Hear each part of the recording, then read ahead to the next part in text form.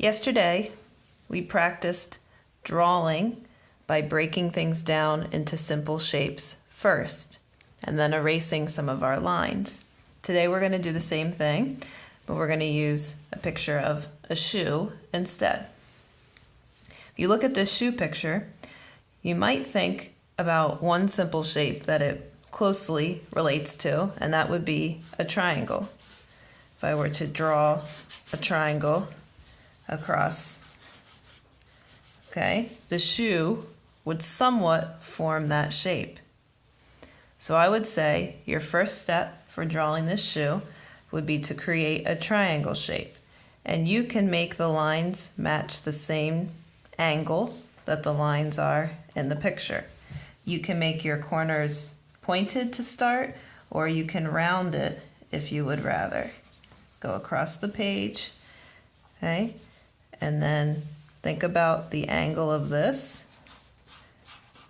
Start with a very triangular shape. Then you kind of go into your image and think about, how can I add another step? Well, right here, the shoe kind of curves. So I'm going to go down here, make a curving motion, and the shoe kind of comes above that triangle shape we drew. So I'm going to make that same angle, like that. The laces are a little bit below this line from our triangle. So I'm going to draw maybe a rough line that kind of comes up. And then right here, it touches the line of our triangle to make this top part of our shoe. It's almost like a wave shape. So let me draw a wave shape.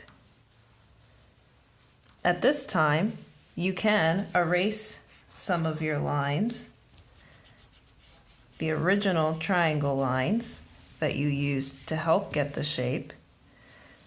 Maybe I will erase this, but maybe we want to add the tongue of the shoe before we erase too much more. It reaches up. That's almost like a triangle itself, but this side is curved. Straight side in the front, curved side in the back.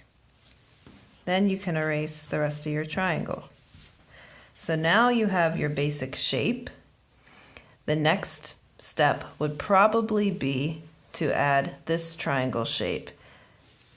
Why? Because it's a big shape, because it kind of comes into the center of the shoe, and that'll help you to figure out how to add the rest of these lines underneath. So I'm going to start up here. You have like a half circle shape. I'm going to do that down here, and then I'm going to add this triangle.